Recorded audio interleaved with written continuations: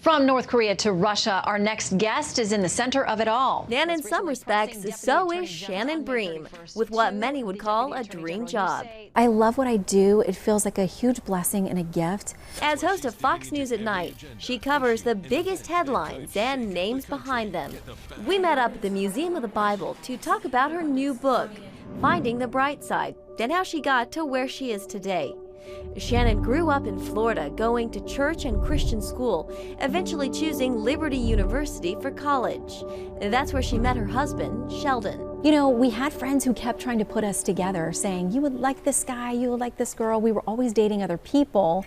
And we had a friend in common who finally came to me one day and she said, you're here at this football game, he's here at this football game, you're going to meet right now. While at Liberty, Shannon took the crown as Miss Virginia. She went on to law school at Florida State and more pageantry, winning the Miss Florida title. The finalists for the title of Miss USA 1995. Miss Florida, Shannon Noel Depew. It was around this time Sheldon proposed, but not long after their engagement, Shannon writes about what she calls the darkest cloud, when Sheldon was diagnosed with a brain tumor. To get those words, to get that news, it's totally out of left field and so unexpected. She says the church was a huge support, from diagnosis and surgery to Sheldon's difficult recovery. We would get letters or notes or calls from people from churches we'd never heard of, never visited, didn't know anyone there, but they said, we heard about your story and we just wanted to let you know that we're praying for you.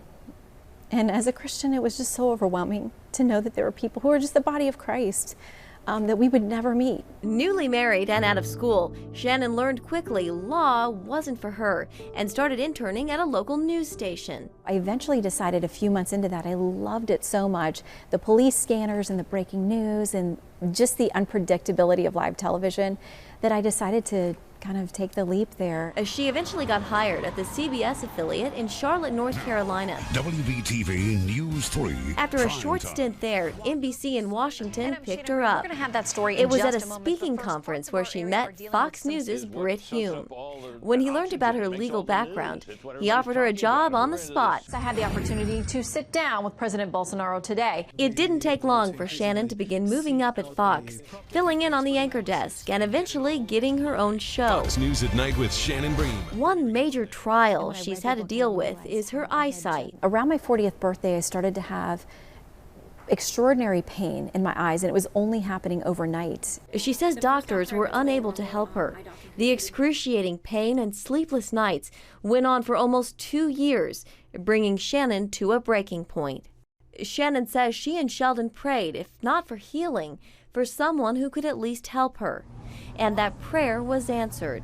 Shannon found a doctor who was able to diagnose her, but he was upfront and let her know there would be no cure. But I just sat there crying in my car and just saying to the Lord, this is it. This is the end for me. There's nothing else I can do, and I cannot live this way. And I explain in the book how I'm not someone who ever feels like I've audibly heard the voice of God, but I felt in my spirit and I heard him say to me in that moment, I will be with you. Shannon went back to that doctor who was able to help her manage the pain and eventually recommended surgery. Today she says her eyes are not perfect, but they're about 95% better than they were.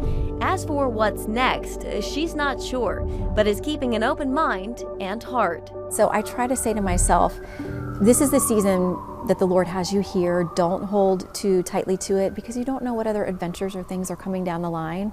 And I just try to be open to what the Lord may have next. In Washington, Jenna Browder, CBN News. Remember, like, you shouldn't feel guilty about when times are positive or good.